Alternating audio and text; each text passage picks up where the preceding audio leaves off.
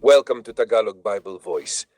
Genesis chapter 37. Dito na magsisimula yung kwento ni Joseph at alam mo parang family drama na unti-unting lalalim.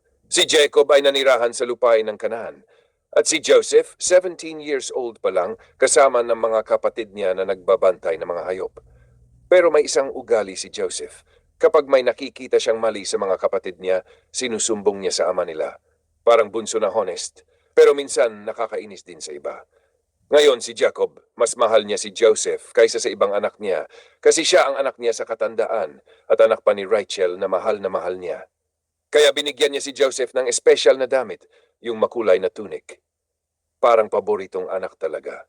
Dahil dito, nagsimulang mainggit ang mga kapatid niya. Hindi na nila siya makausap ng maayos, parang may lamat na sa relasyon. Tapos na naginip si Joseph at ito ang lalong nagpalala. Unang panaginip, parang nagbibigkis sila ng mga trigo sa bukid tapos yung bigkis ni Joseph tumayo at yung sa mga kapatid niya yumuko sa kanya. Ikinuwento niya ito sa kanila at lalo silang nainis. Parang sinasabi niya, balang araw yuyuko kayo sa akin. Pangalawang panaginip, yung araw, buwan at 11 bituin yumuyuko sa kanya. Ikinuwento niya ulit pati sa ama niya. Si Jacob medyo nag-react, ako at ang nanay mo at mga kapatid mo yuyuko sa iyo. Pero kahit ganun, parang tinago niya sa isip niya yung sinabi ni Joseph. Parang iniisip niya may ibig sabihin ito. Samantala, lalo namang nag-init ang inggit ng mga kapatid niya. Isang araw, pinapunta ni Jacob si Joseph para tingnan ang mga kapatid niya sa Shechem. Parang simpleng utos lang. Check mo sila.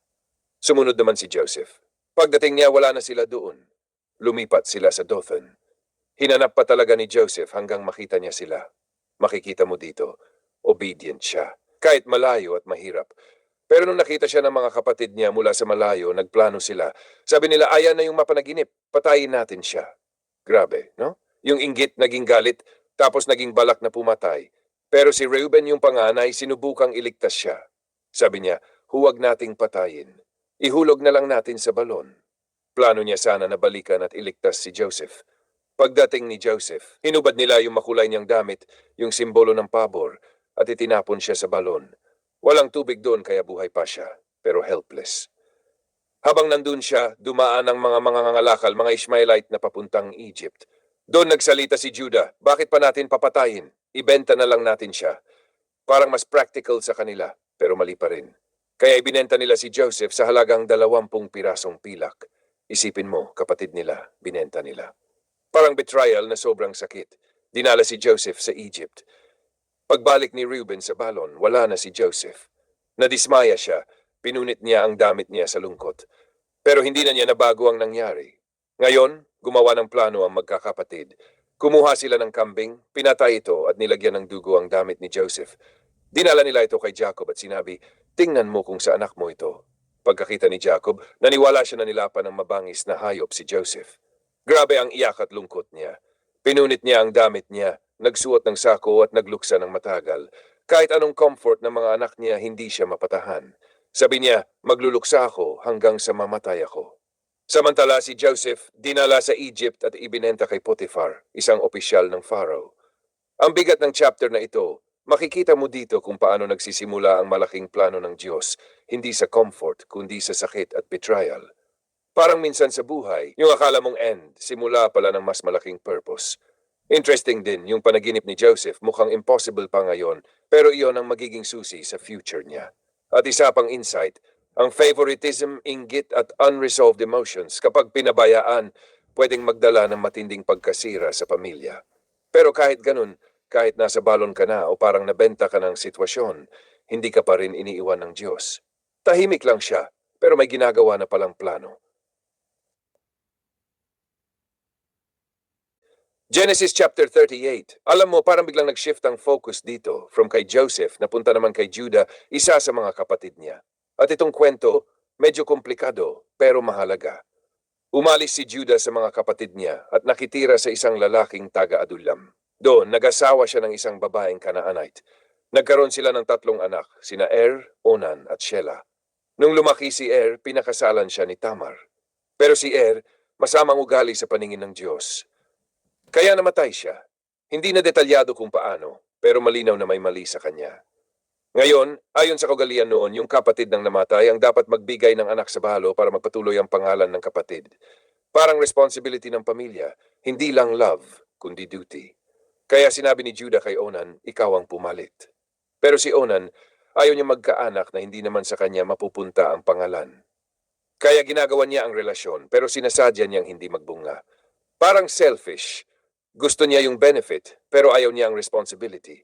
Dahil dito, hindi ito nagustuhan ng Diyos at namatay din si Onan. Ngayon, natakot si Judah. Sabi niya kay Tamar, umuwi ka muna sa bahay ng ama mo, hintayin mo si Sheila paglaki. Pero sa totoo lang, parang ayaw na niyang ibigay si Sheila. Baka mamatay din. Lumipas ang panahon. Hindi tinupad ni Judah ang pangako niya. Si Tamar, naiwan parang nakabitin ng buhay, walang asawa, walang anak, walang future. Kaya gumawa siya ng plano. Nabalitaan niya na pupunta si Judah sa Timna para sa paggugupit ng tupa. Parang event noon, may kasamang kasyahan. Kaya nag-disguise si Tamar. Nagbihis siya na parang isang prostitute at umupo sa daan kung saan dadaan si Judah. Nakita siya ni Judah at hindi niya nakilala na si Tamar iyon. Lumapit siya at nakipag-usap, nag-offer siya na sumiping. Sabi ni Tamar, ano ang ibibigay mo? Sagot ni Judah, isang batang kambing. Pero dahil wala pa ito sa kanya, nagbigay siya ng pledge, yung seal cord at staff niya. Parang ID at personal items, very important. Nangyari ang relasyon at nabuntis si Tamar. Pagkatapos, umalis si Tamar at bumalik sa normal niyang buhay bilang balo. Samantala, sinubukan ni Judah ipadala ang kambing para kunin ang pledge niya, pero wala na si Tamar sa lugar. Sabi ng mga tao, walang prostitute dito. Kaya hinayaan na lang niya. Ayaw niyang mapahiya. Paglipas ng mga 3 buwan, nabalitaan ni Judah na si Tamar ay buntis. Galit siya, sabi niya, ilabas siya at sunugin. Grabe, no? Mabilis mag-judge. Pero habang dinadala si Tamar, nagpadala siya ng mensahe. Yung may-ari ng mga bagay nito siya ang ama ng dinadala ko. At pinakita niya ang seal, cord at staff. Na-realize ni Judah, siya iyon. At dito, may mahalagang moment. Inamin ni Judah, mas matuwid siya kaysa sa akin. Kasi hindi niya tinupad ang responsibility niya kay Tamar. Hindi na siya nakipagrelasyon ulit kay Tamar pagkatapos nun. Dumating ang panahon ng panganganak, kambal ang ipinanganak. Habang nanganganak siya, may isang sanggol na naglabas ng kamay at tinag siya ng midwife ng pulang sinulid, parang mark kung sino ang panganay. Pero biglang umatras ang kamay at yung kapatid ang unang lumabas. Tinawag siyang Perez. Yung may pulang sinulid, tinawag na Zerah. Interesting fact, si Perez magiging bahagi ng lineage na hahantong kay King David at eventually kay Jesus. Ibig sabihin, kahit ang kwentong ito na magulo at puno ng pagkakamali, ginamit pa rin ng Diyos sa kanyang plano. Ang lalim ng lesson dito. Minsan, may mga taong nagkakamali tulad ni Judah.